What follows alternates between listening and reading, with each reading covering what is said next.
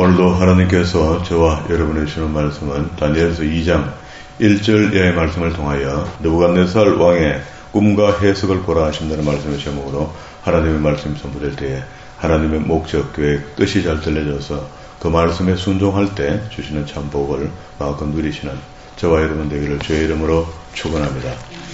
지난 시간부터 우리가 다니엘서를 시작했는데요. 성경에 여러 책이 있지만 다니엘서나 에스겔서 같은 책이 선명하게 보여져야만이 과거, 현재, 미래 어느 때인가 똑같습니다. 그때도 과거, 현재, 미래고요. 지금도 과거, 현재, 미래고 우리보다 후 사람들도 과거, 현재, 미래에 대한 이야기를 성경이 기술하고 있기 때문에 이걸 갖다가 어떤 형상이나 환상이나 예언의 말씀으로 설명하고 있기 때문에 이게 이거다라고 이렇게 못 박아서 이야기할 수는 없지만 결국 세상이 그렇게 가는구나 하는 것을 충분히 알 수 있는 그런 예언서의 말씀입니다. 이런 미래를 이야기하는 이야기니까 여러 목사님들이 이 말씀을 갖고 강의도 많이 하고 설명을 많이 하려고 그러죠. 하다 보니 무리한 해석을 하게 되면서 실수를 하게 되는데 우리는 여전히 성경을 읽어서 이해될 만큼만 이해하면 되겠다 하는 것이 제 지론입니다. 그리고 또 지금은 마지막 때가 머지않았기 때문에 제가 이런다고 해서 종말론을 설명하는 건 아닙니다. 그래도 성경의 예언의 말씀으로 봤을 때 이렇게 험악한 때가 왔으니 곧 이제 머지않아 주님 안 오시겠나 하는 그런 어떤 의미로 이 책을 바라보면은 우리 시대가 그래도 조금이라도 안 보이겠나 그 예언입니다. 그런데 이때는 이제 다니엘이 지난 시간에 우리가 설명해 드린 대로 우리는 에레미야서 속에서 에레미야가 요시야 왕 때부터 사역해서 시드기야 왕까지 약 한 40년 정도를 사역하면서 에레미야가 끝이 나죠. 끝이 나는 중간에 어디쯤에서 1차에 잡혀가는 사람들 무리 속에 다니엘과 세 친구들이 있었는데 그 다니엘과 세 친구들이 활약하는 이야기를 다니엘서에는 기록하고 있습니다. 초기에는 이렇게 기록하다가 뒤에 가면은 페르시아가 점령하게 되고요. 점령하게 되니까 바벨론 나라의 역사 얘기를 하다가 페르시아가 점령하니까 페르시아 이야기가 되겠죠. 그러나 다니엘은 거기 살고 있기 때문에 예적에 바벨론의 시대에 예언받았던 것도 뒤에 가면 또다시 기록을 남겨요. 그럼 다시 이야기가 밀렸습니다. 다니엘서는 처음에는 바벨론의 이야기를 하다가 뒤에 가다면 페르시아 이야기 하다가 다시 또 바벨론 시대에 예언받은 이야기를 뒤에 추가해서 붙여놨다. 그러면 이제 우리말로 하면 왔다 갔다 한다는 이야기입니다. 그러나 중요한 것은 주님 오실 때까지 예언이 다니엘이 본 대로 여기에 기록이 되어 있는 겁니다.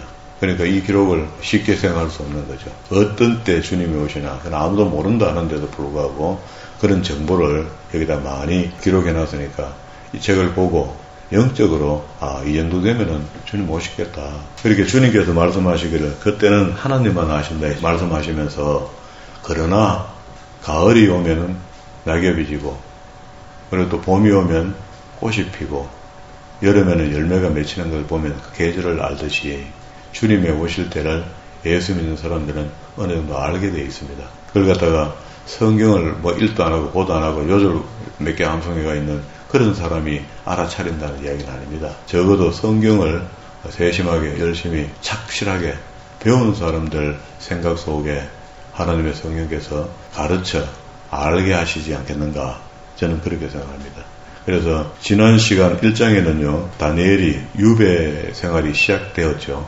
시작되면서 명석하게 생겼으니까 그게 정말 똑똑한 아이들은 보면요 희미한 아이들하고 똑똑한 아이들하고 이래 가만 놔두고 둘이 보면은 하나는 머리가 땡글땡글한 것 같고 하나는 머리가 푸석푸석한 것 같고 이상하게 그렇게 보입니다.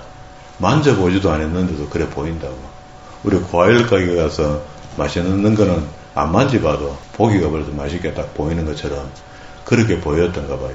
그렇게 어릴 적부터 토라오경을 외다시피 했던 이 다니엘과 세 친구들이 이역만리 잡혀가 있는 그곳에서 왕실에서 환관으로 일할 수 있도록 그렇게 했는데 이 이야기도 결국 이사야 속에서 이미 예언한 말씀이죠. 너희 후손들 얼마가 가서 환관이 된다 했죠. 그렇게 예언된 말씀들이 그대로 지금 다 이루어지고 있는 겁니다.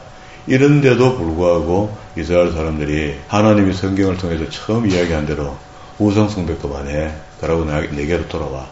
주인에게로 돌아와. 이제 흩어져서 온갖 우상들을 다 섬기고 있는 너희는 이제 그만두고 이스라엘 백성들이 다려놓는 역할을 하고 있으니까 돌아오면 돼 했는데 그게 안 돌아온 겁니다.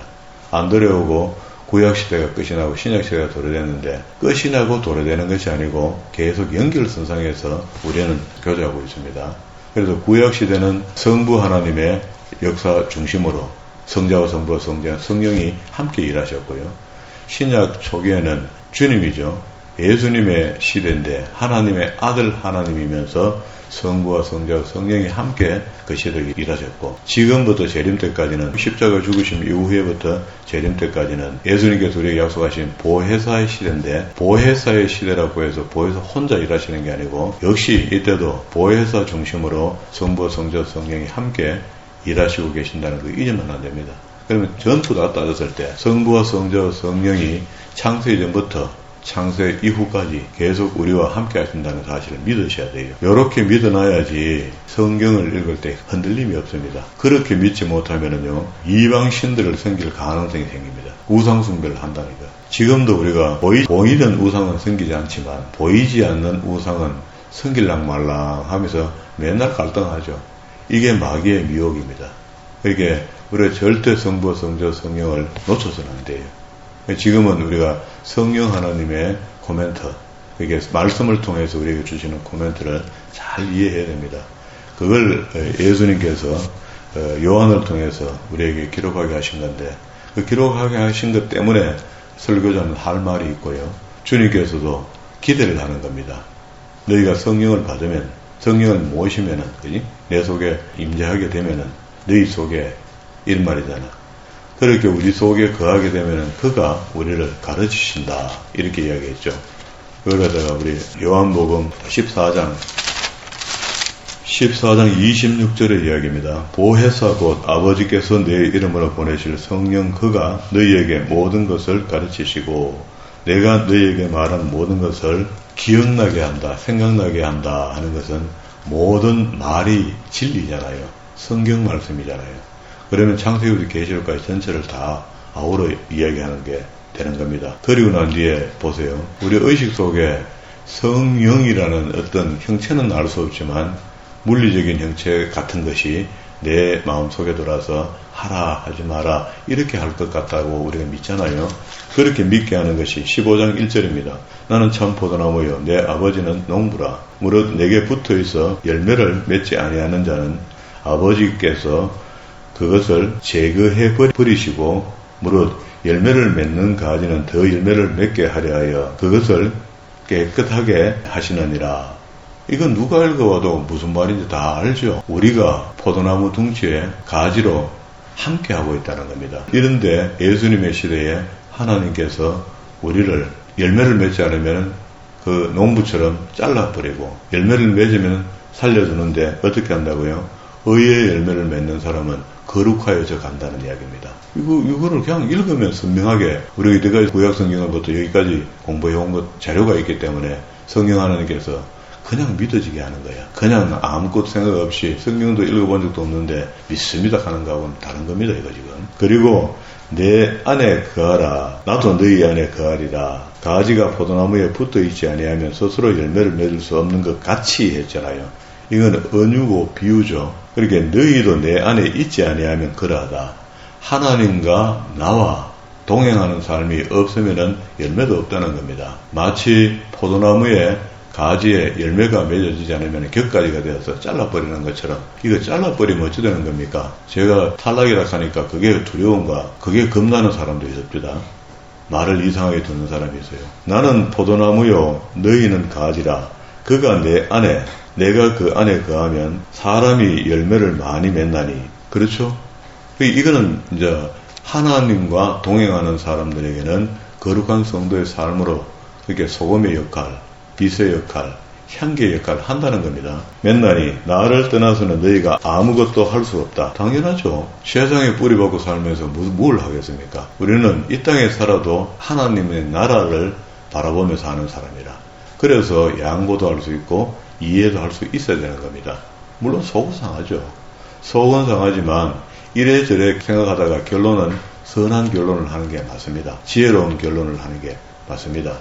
그 죄는 인간의 꾀가 아니고 하나님의 지혜가 되어야 된다. 사람이 내 안에 거하지 아니하면 가지처럼 밖에 버려져 마르나니 사람이 그것을 모아다가 불에 던져 살아나니라. 그러면은 예수님과 멀어진 사람들을 집단처럼 모아갖고 묶어갖고 어디다가 불에다가 던진다는데 이게 무슨 불입니까? 지옥 불이죠. 무적행의 불이죠. 그건 지옥 간다는 이야기잖아. 그걸 다시 선명하게 이야기하면 탈락된다는 이야기입니다. 어떻게 하면은 그리스도와 떨어지면은 죽잖아요. 탈락하잖아요. 이걸 왜 비유만 이야기합니까? 착하게 안 살면 안 된다. 착하게 살아야 된다. 이걸로는 부족하지 않습니까? 해석이.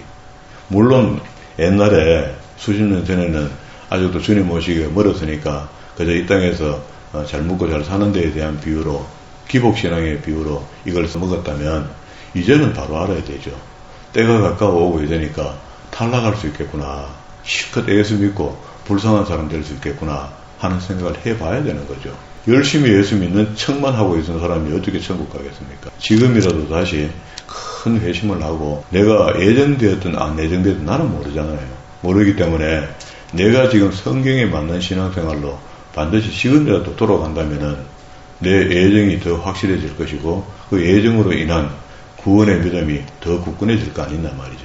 그 자기 믿음을 자기가 확인해 보는 거죠. 그리고 7절에 너희가 내 안에 거하고 우리가 먼저 주님 안에 주님에 붙어 있어야 된다 그런 말이죠. 안에 거하고 내 말이라고 했습니다.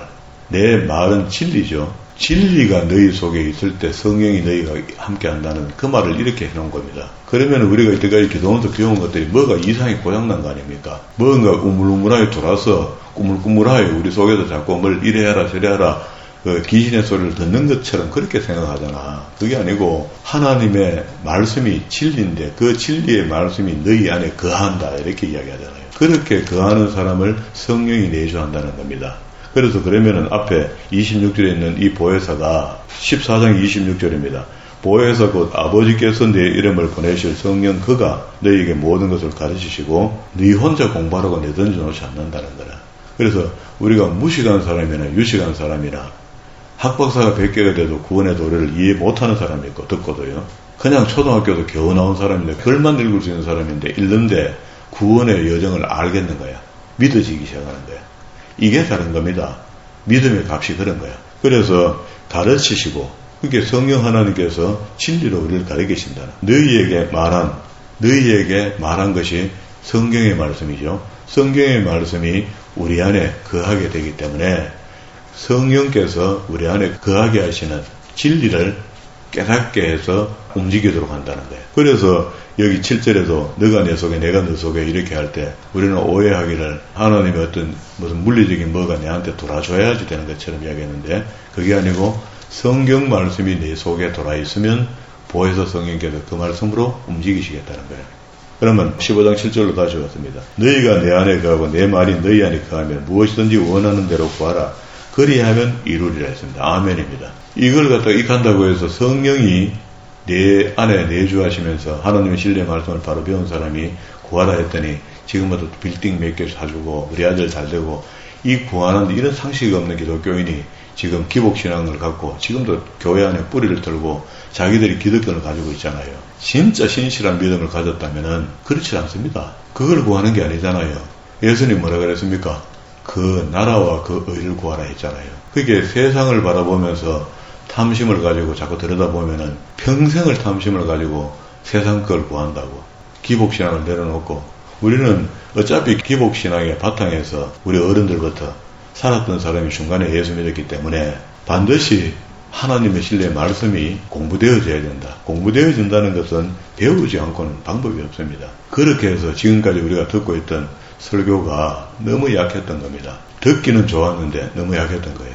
그래서 어느 사람이 캐요. 제만치로 성경을 창세기부터 계시록까지 다 읽어서 설명하고 있으니까 어제 예배가 꼭 성경 공부 시간입니까?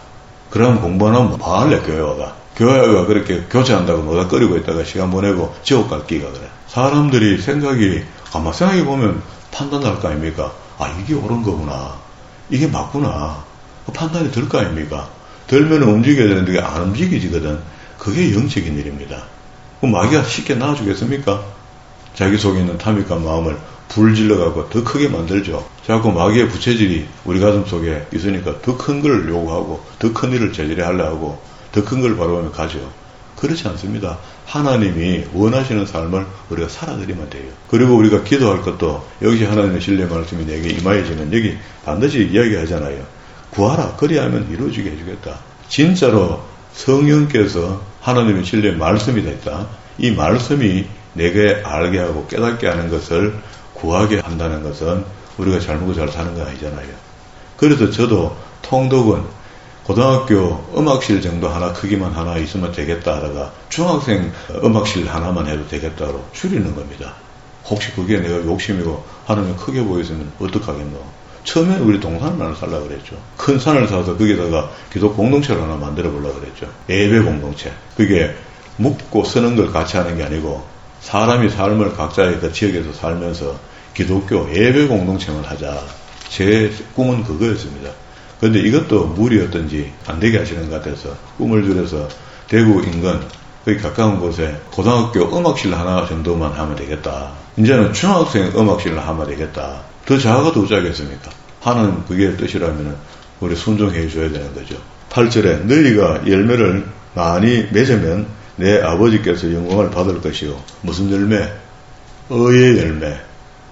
우리는 교회 안에서 열매 맺는다고 보니까 묵도 모아는 말이야. 썩은 냄새가 나는 그런 열매를 잔뜩 맺어 있으니까 거기 어떻게 농부이신 주님께서 그걸 결실을 거두겠습니까? 가지를 끊어서 불에 던지죠. 너희는 내 제자가 되리라. 제자 훈련, 제자도 모르는 사람들이 제자 훈련 공부한 거 아닙니까? 지금까지. 요절 암송해갖고 서먹기 시작한 거 아닙니까? 제자 훈련이 오카노 목사님 업적을 내가 이별대하려는 게 아니고 제자 훈련의 출발이 벌써 이미 이교도에서 나온 겁니다. 그렇게 이교도에서 나온 훈련의 방법을 기독교로 바꾼 거거든요. 그러면은 우리 성격에는 그게 안 맞아요. 출발이 그래야 되는. 그리고 여기 또 한간에 기도할 때 관상기도라고 가르쳤죠. 교회가. 그 불교에서 나온 거 아닙니까? 뭐가 답답해서 불교한테 그걸 배웁니까? 세상에 그런 기독교, 그런 목사가 어디 있습니까? 그래. 트라스데아서 사랑의 공동체. 결과로 사랑의 사람들이 만들어지고 있어서 좋은 이야기는 듣기는 들었는데 저도 우리나라 3차 때 제가 초청받은 사람입니다. 안 갔기 때문에. 안 갔어요. 그래서. 못 가게 된 거예요. 안 하니 말기신. 그 나중에 알고 보니 그것도 가톨릭에서 기독교를 공격하는 일환으로 만들어낸 프로그램 중에 하나인데 한국 개신교 목사들이 가서 배워와갖고 우리 개신교에 적용시켜 놓은 겁니다. 그래서 그거 2단 됐습니다. 그러면 안 가야 돼. 교회에서 2단이 됐습니다 하고 가면은요 징벌이 임합니다. 징계가 임한다고. 중직이 돼서 평신도는 놔두고 그래도 권사라는 사람들이 장로라는 사람들이 안수집사라는 사람들이 2단의 모임에 가면 2단입니다. 참여하면 안 됩니다. 참여하면 징계를 내려야 되거든요. 근데 징계 내리면 교회에 있을 사람이 있습니까? 또 갚버리죠. 이게 우리가 영적인 부분들이고 신앙생활이고 오늘 다니엘서 속의 이야기가 그런 것들입니다. 이방의 왕 느부갓네살 왕도요. 지금 가잖아. 자기 밑에 있는 술사 박사들을 못 믿어갖고 너가 내 꿈 해석은 고사하고 어젯밤에 꿈을 맞춰. 그것만 맞추면 해석도 맞출 줄로 내가 확실히 믿겠다. 라고 이야기하는데 술사 박사들은 필요한 게 있죠. 왕의 꿈을 이야기해줘야지 그걸 갖고 대식고 곱식고 해서 시간을 끌 수도 있고 해석이 잘 안 돼도 대충 해석 내놓으면 되니까 거짓말은 계속 거짓말을 할 수 있으니까 이게 영적인 흐름입니다. 오늘도 역시 이상한 목사가 들키기 전까지는 계속해서 목사거든. 우리 군소교단에서 목사가 정통교단에서 만들어진 목사의 수가 더 많이 나와요. 정통교단은 우리 같은 그렇게 물론 다 합하면은 정통교단이 많이 배출하겠죠. 그런데 제가 보니까 우리 통합 측에서 통합측 교단이 크죠. 우리 측 교단에 매년 배출하는 목사를 배출하는 수만큼 군소교단 배출식입니다. 왜 그러냐면은 한 사람 1년 공부시키든 2년 공부시키든지 시켜갖고 목사 안수를 주면은요 안수비를 갖다가 300만 원, 500만 원씩 받는 거예요. 그러니까 막 만들어내는 거죠.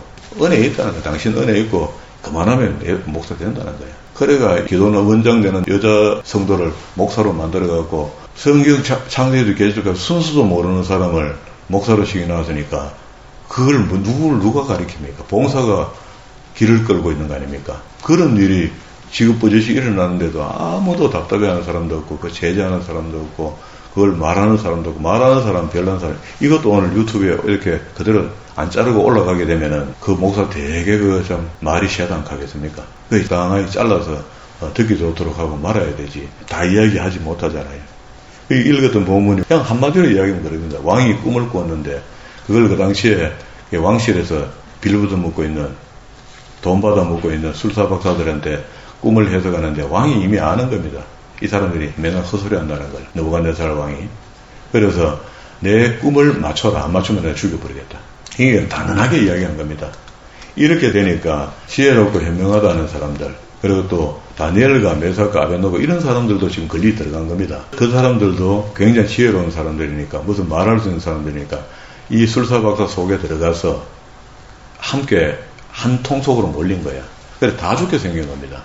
이럴 때에 14절에 보세요. 우리 13절까지 봤으니까 이렇게 상황이 어려워졌을 때 13절에 왕이 명령을 내려 지혜자들은 죽게 되었고 다니엘과 그의 친구들도 죽이려고 찾으러 다녔죠. 그때에 왕의 근위대장 아리옥이 바벨론 지혜자들을 죽이려 나아가며 다니엘이 명철하고 슬기로운 말로 왕의 근위대장 아리옥에게 물어 이르되 왕의 명령이 어찌 그리 급하냐. 꿈의 해석은 하나님께 있는데 하면서 이게 자기가 거느리고 있는 술사박사들은 못하지만 우리 하나님은, 내가 믿고 있는 하나님은 당신 나라에 내가 와 있지만 나는 내가 믿는 하나님이 있다.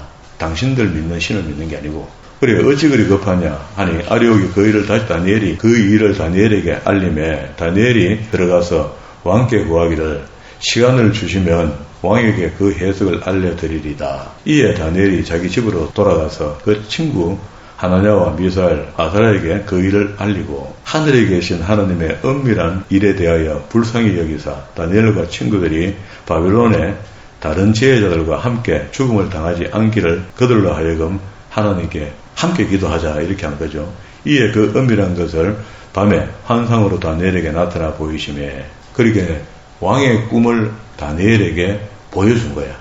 이런 꿈을 꿨다. 20절에 다니엘이 말하여 이르되 영원부터 영원까지 하나님의 이름을 찬송할 것은 죽을 목숨이 지금 살았죠. 다니엘과 친구들이 쭉 내려오면서 23절에 나의 조상들의 하나님이여 주께서 이제 내게 지혜와 능력을 주시고 우리가 주께 구한 것을 내게 알게 하셔사오니 내가 주께 감사하고 주를 찬양하나이다. 당연히 찬양하죠. 그래서 이제 왕을 만나러 가겠죠. 이에 다니엘이 24절에 바벨론의 지혜자들을 죽이라고 명령한 아리오게로 가서 내가 왕을 만나게 해주면 내가 해석을 하겠다. 목숨 걸었죠. 하나님이 하라는 거니까 반드시 맞는 거니까. 이에 아리옥이 25절에 다니엘을 데리고 급히 왕 앞으로 들어가서 아뢰되 27절에 다니엘이 왕 앞에 대답하여 이르되 왕이 물으신 바 은밀한 것은 지혜자나 술객이나 박수나 점쟁이가 능히 왕께 보일 수 없으되 오직 은밀한 것을 나타내실 이는 하늘에 계신 하나님이시라. 그가 느부갓네살 왕에게 후일에 될 일을 알게 하셨나이다. 이게 지금 듣기가 되게 좋죠. 느부갓네살 왕이 다니엘이 하는 말을 듣기가 되게 좋잖아요. 당신이 말이야 온 세상의 미래에 될 일들을 당신의 꿈을 통하여 알게 하셨습니다. 이렇게 이야기하니까 왕이 어깨가 우쭐하잖아요. 그렇게 같은 말을 해도 기분 좋게 하는 그것도 방법이다. 그죠? 그래서 왕의 꿈은 곧 왕이 침상에서 머릿속으로 받은 환상은 이러합니다. 왕이여, 왕이 침상 아래 침상에서 장래의 일을 생각하실 때에 은밀한 것을 내시는 이가 장래 일을 왕에게 알게 하셔서오며 내가 이 은밀한 것을 나타내시면 내 지혜가 모든 사람보다 낫기 때문이 아니라 오직 그 해석을 왕에게 알려서 왕의 마음으로 생각하던 것을 왕에게 알려주려고 하나님께서 내한테 주신 지혜로 알게 된 겁니다. 하니까 네 믿는 신은 도대체 누구냐? 왕이 안 궁금하겠습니까? 그러니까 뒤에 가면은 느부갓네살 왕이 하나님을 찬양합니다. 놀라운 일이죠. 하나님을 찬양하는 일이 보통 일입니까? 그러면서 31절부터 이제 꿈을 이야기해주고 해석하는 이야기가 45절까지 해석을 하게 됩니다. 자, 여기까지 우리 보는 거로 하고 마무리하겠는데요. 느부갓네살 왕이 하나님을 모르죠. 그런데 자기도 모르는 사이에 하나님 믿는 나라를 공격했죠. 도구로 쓰임받았죠. 기독교인들의 생각을 좀 넓힐 필요가 있는 게 성경에 이런 예가 여러 번 나오거든요. 고레스 왕 같은 사람을 믿지 않는 왕을 메대와 페르시아의 제국에 완전히 황제로 만들어 놓고 그를 통해서 이스라엘이 돌아가도록 만들어준 겁니다. 그러니까 이런 성경의 예들을 보면은 우리가 믿지 않는 왕들이 세워졌다 할 때 너무 답답하고 어렵게 생각할 필요가 하나도 없습니다. 그런데 지금 여전히 종교 이 시대의 기독권자들이 겁을 주죠. 그런데 뭐 휘말리면 안 돼요. 그 우파 좌파하면서 그 휘말리면 절대 안 된다고. 얼마나 순수한 사람들이 휘말려가 거기다 헌금하고 말이야. 나중에 보니까 방송에서 발표하면 했죠. PD수첩에서. 누구 한 사람 배가 다 불러져가 있더만. 결과가 답이 나왔는 걸. 그래가 특임 전도사 가는데 세상 전지 또 특임 전도사는 성경 어디다가 붙어 있는지 자기만 보는 성경에 특임 전도사라는 게 있는지 신적을 뭐 4년이나 이래 받았다는가? 몇 년 받았다 하네? 바꿔도 남죠. 세상 사람들이 우리를 늘 이기잖아요. 우리가 믿음으로 하지 않으면 칙되어 있습니다. 그렇게 믿음의 눈으로 그걸 상황을 봐야 될 것을 인간의 눈으로 보니까 결투해서 절도해가 물론 심각한 일이 생기고 다급한 일이 생기고 할 때는 걸기도 해야 됩니다. 나가서 주장도 해야 되는 것 같습니다. 맞지만은 다니엘이 지금 왕 앞에 아리옥을 통해서 주장하러 나간 것은 정확할 때 하나님이 주신 게 정확할 때 하나님께서 꿈의 해석은 하나님께 있는데 술사박사 그런 사람들이 어떻게 알겠습니까? 내가 믿는 신이 나에게 가르쳐 줬으니까 내가 이야기하겠어 하고 이게 걸기죠. 이게 투쟁이죠. 안 그러면 그냥 다 죽는데 그래서 자기 친구들 살리는 겁니다. 이럴 때 하는 겁니다. 바른말 한마디. 그걸 이야기하는 거지. 매일 바른말이에요. 매일 바른말. 매일 바른말은 듣는 사람들은 신기를 나죠. 이런 지금 시국에 살면서 시국을 판단도 못하고 예측도 못하고 이게 뭐 보이는 게 있어서 이야기를 하죠. 볼 줄 알아 이야기하죠. 오늘 우리 성경이 이야기하는 이게 하다못해 이방나라 느부갓네살 왕의 꿈에 대해 놓고 미래를 이야기하는데 그리스도 오실 때까지 이야기를 다 해주잖아요. 그러면 그때 당시에 바벨론 시대 그리고 페르시아 시대 그리스 시대 로마 시대 유럽 시대 정말 재림 때까지 이걸 통으로 다 이야기해 준다고. 언젠지는 우리가 알 수 없죠. 그러나 앞에 벌써 바벨론 시대가 연도가 정확하게 망하고 끝나버렸잖아요. 그리스 시대가 망하고 끝나버렸잖아요. 로마 시대가 시작됐다가 몇 년 돼 망하고 딱 끝이 나버렸잖아. 유럽 시대가 지금 진행되고 있잖아요. 그러는 가운데 그리스도가 오신다 했습니다. 그럼 그 성경대로 우리 믿으면 되잖아요. 지금 유럽에 하나가 뭉쳐져서 그만한 나라가 어디 있습니까? 각 나라마다 군비가 있잖아요. 미국은 전체를 천조국이라 해갖고 군비를 많이 쓰고 있지만 유럽은 유럽 나라 전체 유럽에 모인 나라들의 숫자만큼이나 각 나라가 이제 군비를 세우면은 그 양이 엄청나게 되겠죠. 폴란드 하나에도 어마어마한 우리 한국에서 수출했잖아요. 그런 양이 각 나라마다 다 갖고 있어 봐, 이제. 지금까지는 미국이 그걸 보호해주겠다 해서 자기들 군비를 안 썼거든요. 그래, 아주 연약한 거야, 군사력이. 잘 살기는 잘 살아도. 그 이제는 다시 미국이 영동 소리 잡고 해서 하니까, 그러면 각자 나라가 군비를 갖춰서 나라의 힘을 가져야 되겠다 하니까 군비를 많이 쓰게 되고, 그 큰 땅에 힘이 얼마나 세워지겠습니까? 거의 이제 우리의 생각은 어떤 보이는 것만 갖고 이야기할 수 있지만, 성경이 우리에게 예시하고 알게 하는 것은 미래의 일들을 깨달아 알아서 그가 어디 춤을 추라는 게 아니고 그걸 알아서니까 자기를 조정하는 겁니다. 이제 주님의 때가 다 됐다. 역시 하나님 살아계신 게 맞다. 그리고 하나님의 뜻을 따라 우리가 살아가야 되겠다. 그게 내 욕심에 의해서 사는 게 아니고 하나님이 나를 이 땅에 보내서 내 역할을 하게 하시고 그 역할이 하나님 보시기에 선한 것, 우리 믿음의 생활을 그렇게 해나가는 겁니다. 그런데 내 하고 싶은 대로 안 되면 신기를 내고 내 조건대로 안 맞으면 하나님 없는 것 같고 그거는 믿음도 아니죠. 그건 미신입니다. 미신. 우리 기독교 안에 들어있는 모든 잘못된 미신적 신앙을 빨리 씻어서 내려놓고 올바른 신앙 속에 말씀 중심의 신앙생활로 돌아와야 됩니다.